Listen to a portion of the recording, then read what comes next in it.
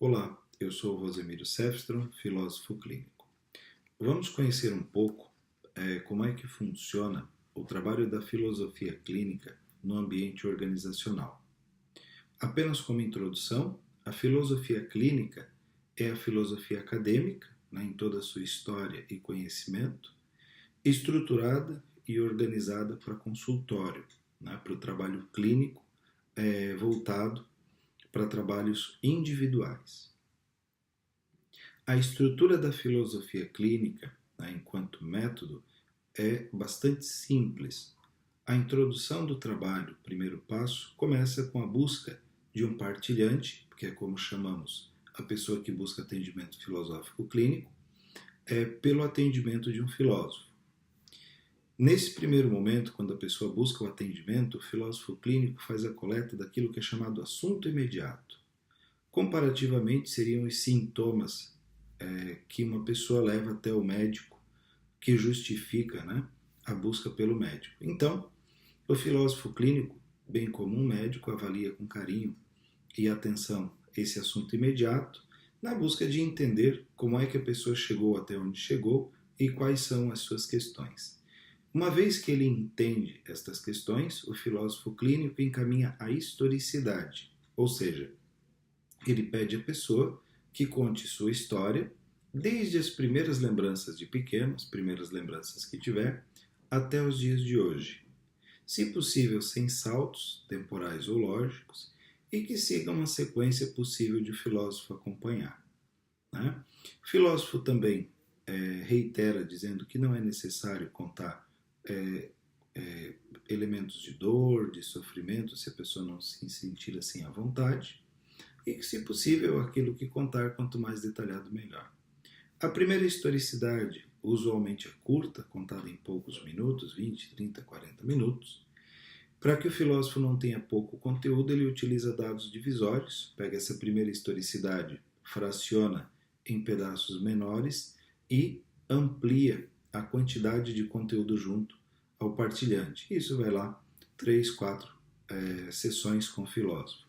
E se houverem pontos de incompreensão pelo filósofo clínico, questões que ficam pouco claras e são necessárias o entendimento para o bom encaminhamento da clínica filosófica, o filósofo utiliza enraizamentos, que é o momento, então, onde ele pega pontos específicos da história da pessoa e retoma com ela, tentando um maior entendimento.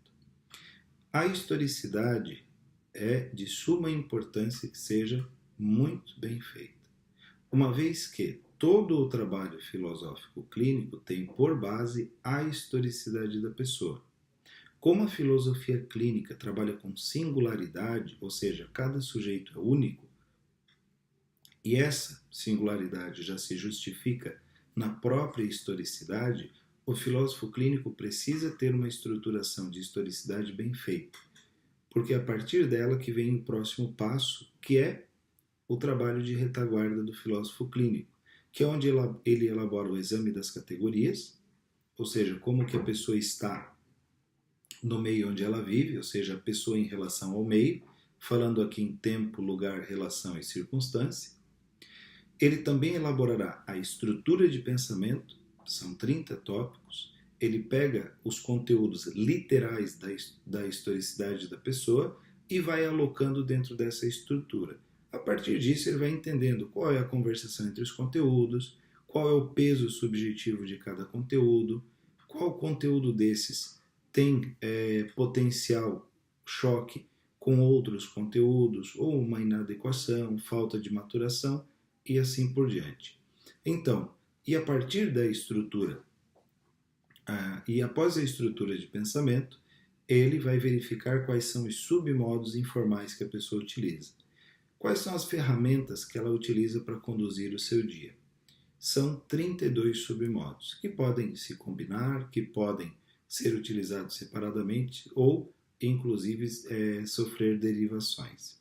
Então, veja, essa metodologia, uma vez aplicada e muito bem aplicada até aqui, o filósofo clínico entende qual seria o assunto último, dos sintomas, assunto imediato, ele entende o assunto último, que é, de fato, qual a questão que ele deverá trabalhar com a pessoa em consultório e encaminhar com ela. Então ele faz esse planejamento clínico, né, após essa etapa, e então começa a aplicação, né, deste submodo junto à pessoa e a clínica se desenvolve. A clínica filosófica, peculiarmente falando, ela é uma conversa, um bom papo. Mas se o filósofo clínico tiver habilidade para trabalhar, a pessoa vai se sentir muito à vontade e a conversa flui muito, muito leve. Claro, aí depende de filósofo para filósofo. E como que esse trabalho foi parar no ambiente organizacional? Em 2008, aqui na região de Criciúma, com o início de uma primeira turma em 2005, em 2007 uma segunda turma, nessa turma haviam alguns empresários. Um deles perguntou se esse trabalho não poderia ir para o ambiente organizacional, ou seja, com tantos benefícios para o indivíduo, será que não traria benefícios também no ambiente organizacional? E aí começou então a pesquisa, né, de como seria aplicar uma ferramenta terapêutica individual para, né, uma organização. Uma das questões que à época foi levantada e depois acabou servindo como um bom encaminhamento foi: mas não seria só levar a ferramenta para os indivíduos da empresa e por si só, se os indivíduos melhorassem, a empresa melhoraria? Bom, aparentemente sim. No entanto, a pesquisa e todo o estudo mostrou-se um pouco mais interessante do que se apresentaria como trabalhando individualmente. O que se pesquisou?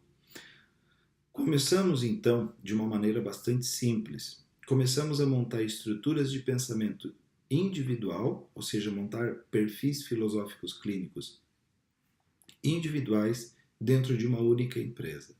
E aos poucos, o que começou a aparecer, via pesquisa, foi um perfil unificado, ou seja, de todas as estruturas de pensamento, começou a surgir uma estrutura de pensamento diferente, que não era de ninguém, especificamente falando dos profissionais, de nenhum deles, mas era de todos. Ou seja, se mostrou a possibilidade, a partir da entrevista dos indivíduos, dos profissionais, da elaboração de uma estrutura de pensamento coletiva, que na verdade não é bem uma estrutura de pensamento coletiva, e sim a estrutura de pensamento da organização.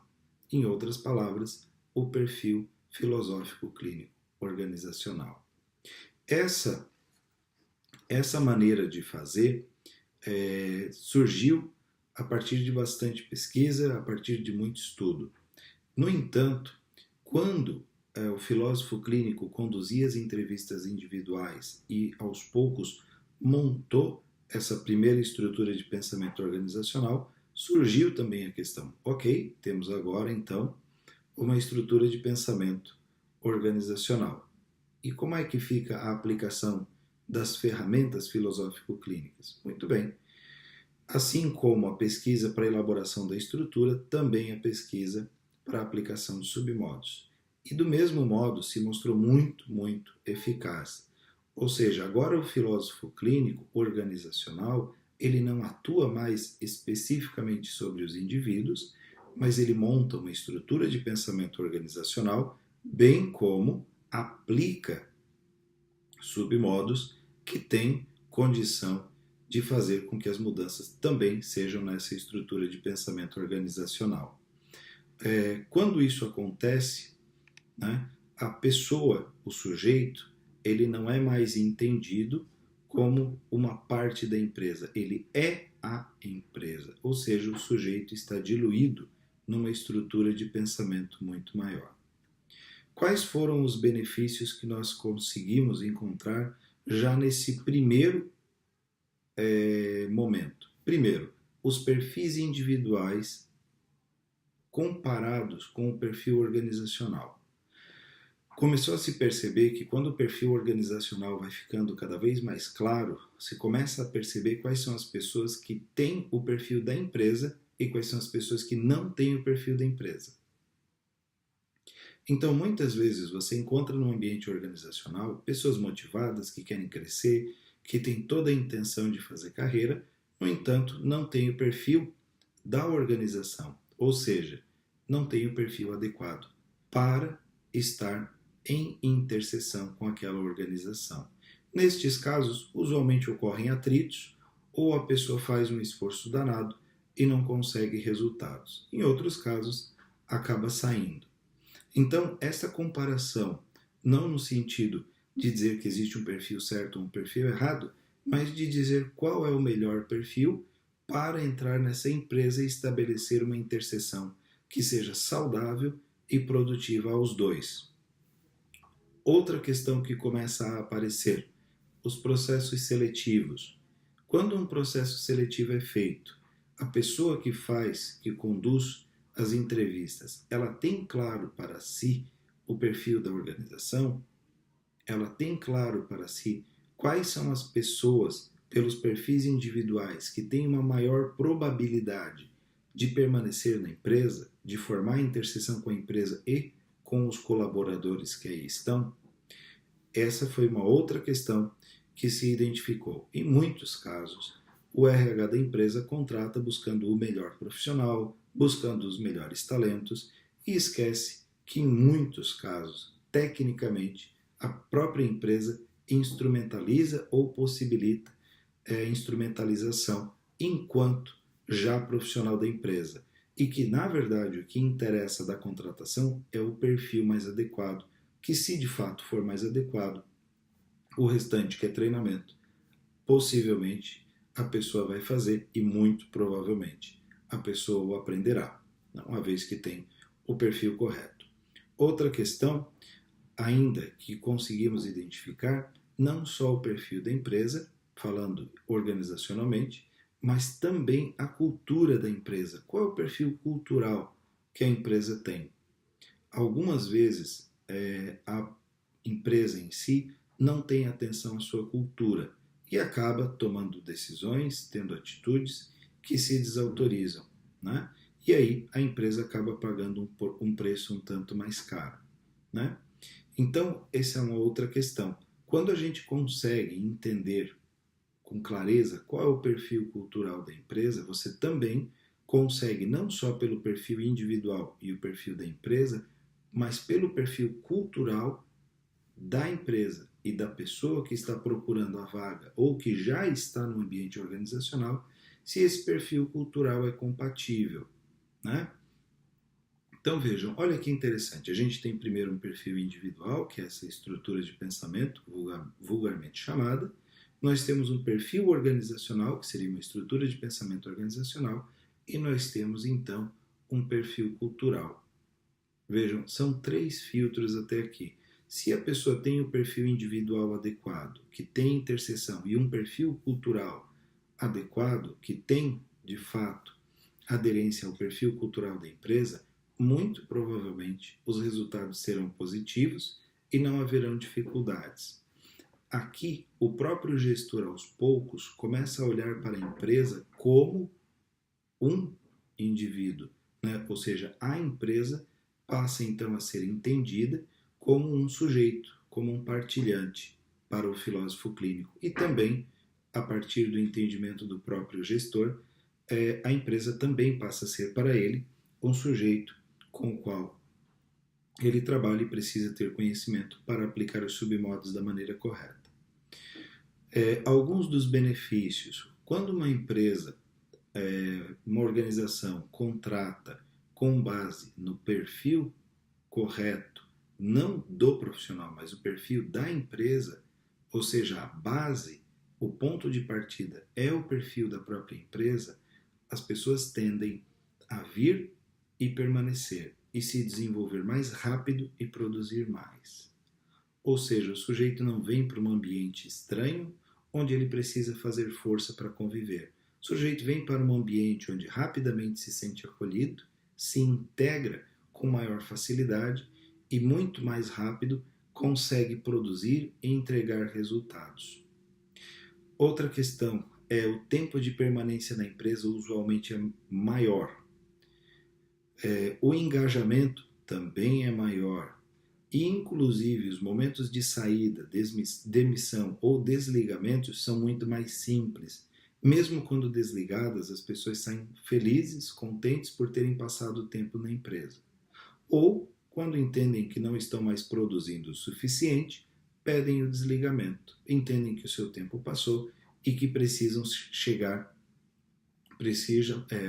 seguir adiante para chegar em novos objetivos, para chegar em novos lugares e continuar a sua carreira, a sua caminhada profissional.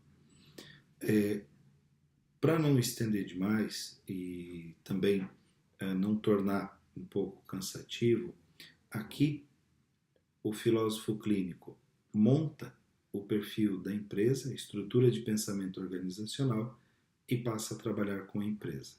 E os 3 pilares do trabalho dele são pessoas, processos e cultura.